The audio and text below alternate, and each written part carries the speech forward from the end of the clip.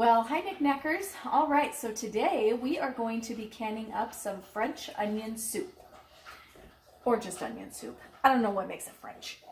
So what I have done is I have peeled 10 pounds of potatoes. I diced them up. A lot of people leave them in the strips, and that's perfectly fine. I actually cannot stand going to take a spoonful of soup and having long onions hanging off the spoon. For me, that's very awkward. So I dice them up, and of course when I cook these, they're going to get even smaller because they shrink when you cook them. So these I have covered in water, and I'm going to put these in the fridge, and I'm going to let these set overnight, because overnight I'm going to be making some onion stock.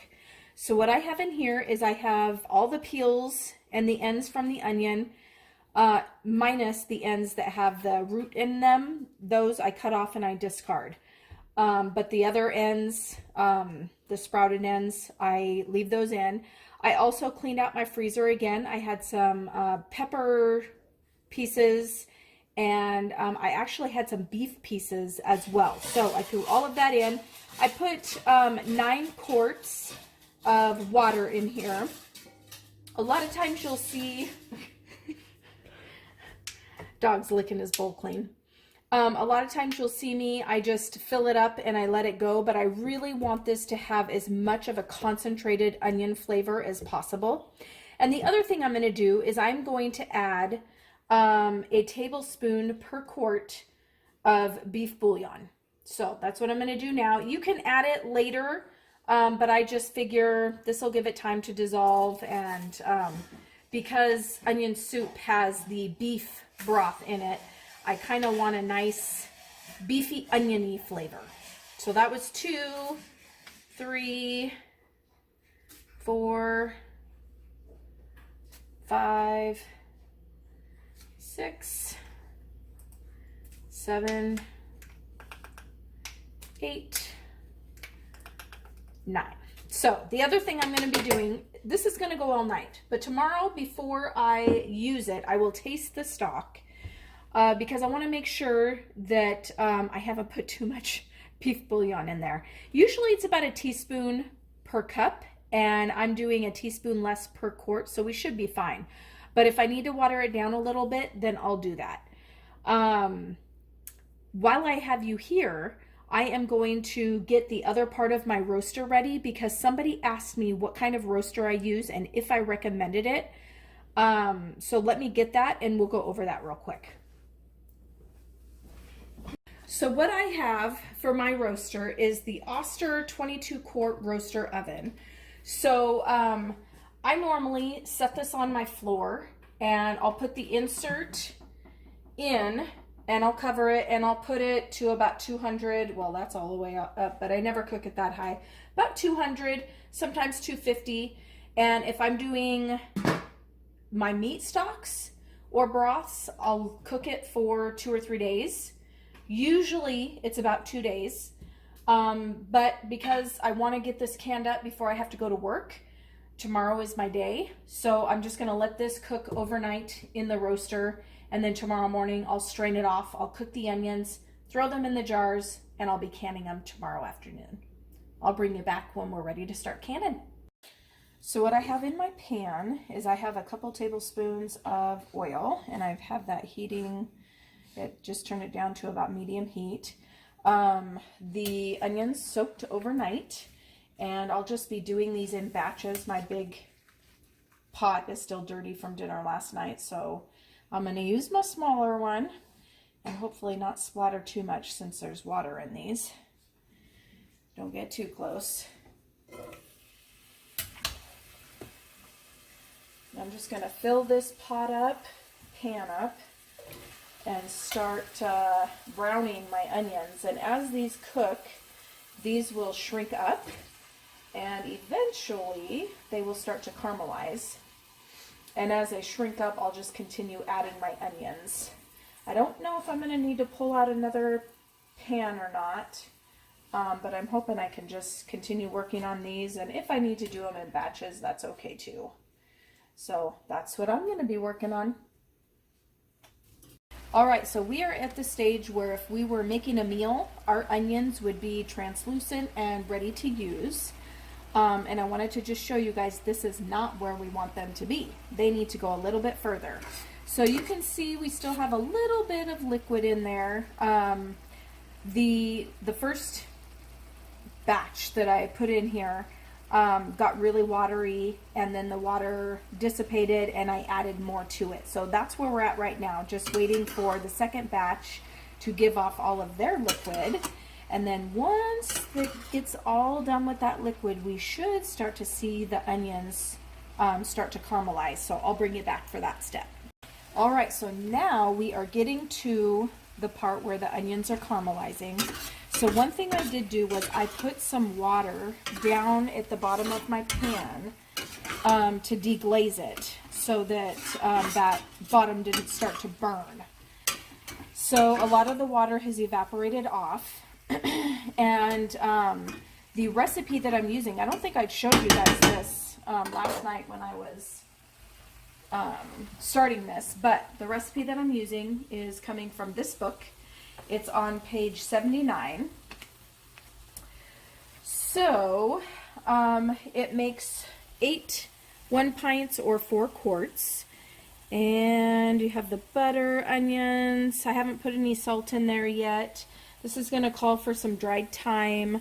This is calling for 3 cups of dry white wine.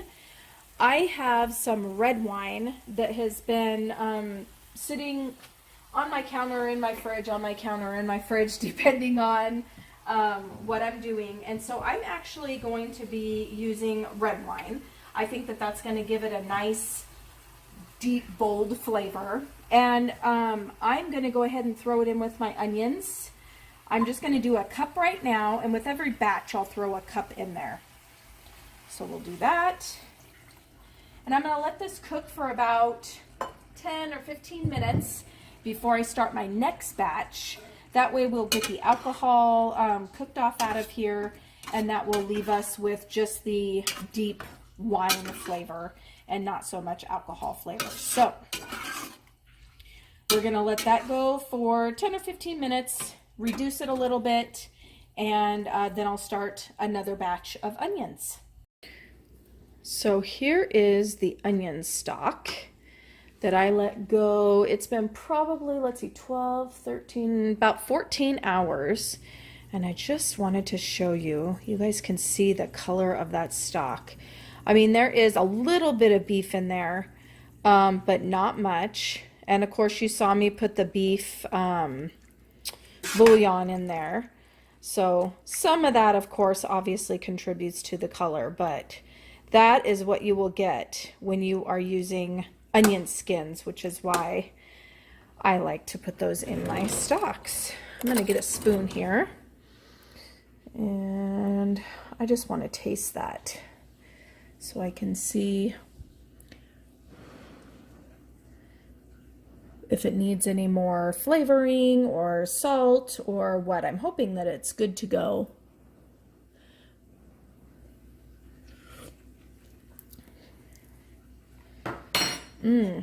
Okay. That is really good. It doesn't have too much of the beef flavoring, but I think it's going to need some salt. So I'll be adding some salt to that. Maybe like a 1/4 teaspoon or so to each quart when I'm doing it up. So, let's see. Still have my onions cooking. I'm going to go ahead and strain this off. You guys have seen me do that a million times, so I'm not going to worry about showing you that. And then I will bring you back when the onions are done and we are jarring this up. Our onions are done. So the recipe calls for 3 cups of wine for the equivalent of 4 quarts of the soup.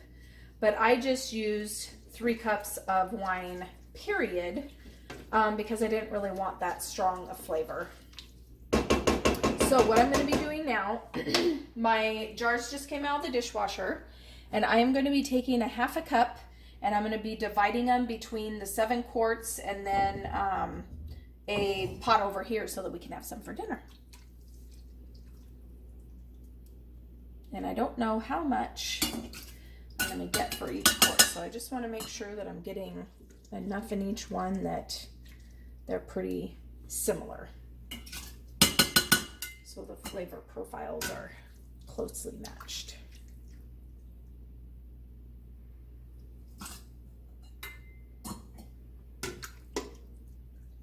All right, so now we're going to put in some thyme. It calls for a teaspoon of dried thyme, so if that makes 4 quarts, and that's about a quarter teaspoon for each quart. So I'm doing a quarter teaspoon with the hope that hopefully it doesn't get too overpowering.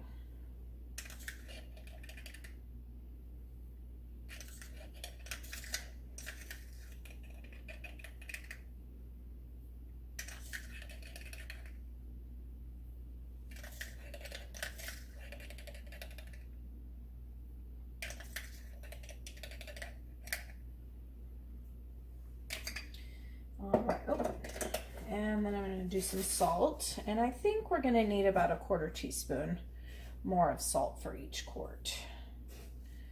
It just was missing just a little bit of salt, so I don't want to put in a whole lot.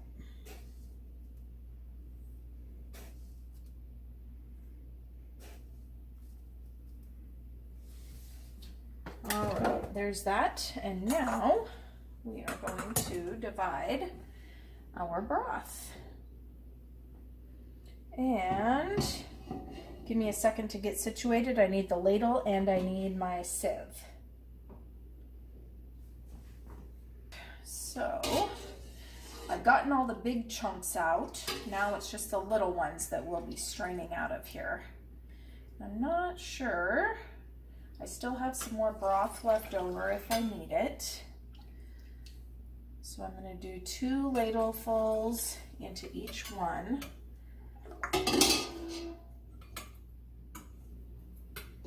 Just to make sure that I will have enough broth for all of them. I should, but you know how things go.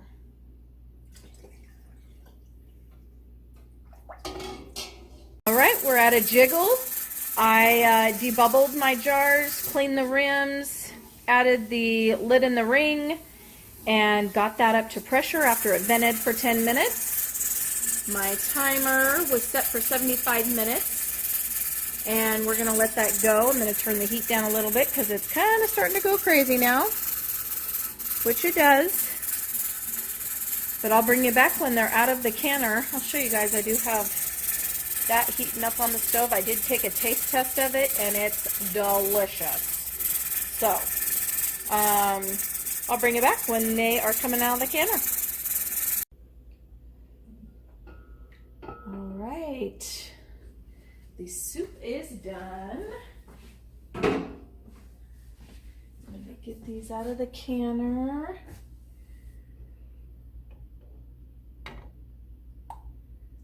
Look at that.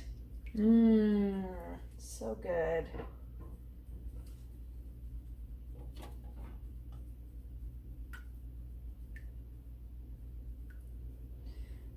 I can tell that I had some siphoning,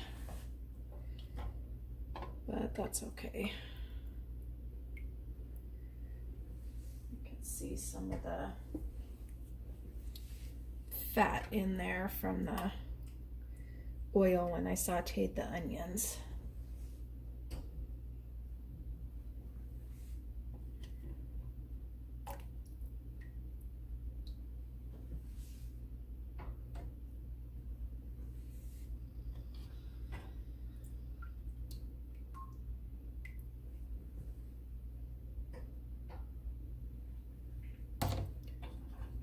All right, I'll get these out. I'll get my cheesy garlic bread out of the oven, and we're gonna plate ourselves up some of this soup. I'll be back in just a second. All right, so our soup is done. It is piping hot. Oh, it smells so good.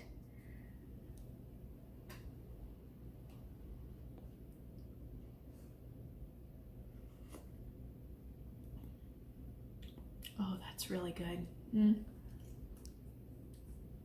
That's the perfect amount of salt. The thyme is not overbearing. The red wine is not overbearing. That is fantastic. Those onions are nice and soft, very easy to eat. And I could have put, you know, my French bread over the top with some cheese. Yum. But I don't like soggy bread. So we're going to serve it on the side, and we're going to now go and enjoy our dinner. Thank you so much for watching. Have a great day.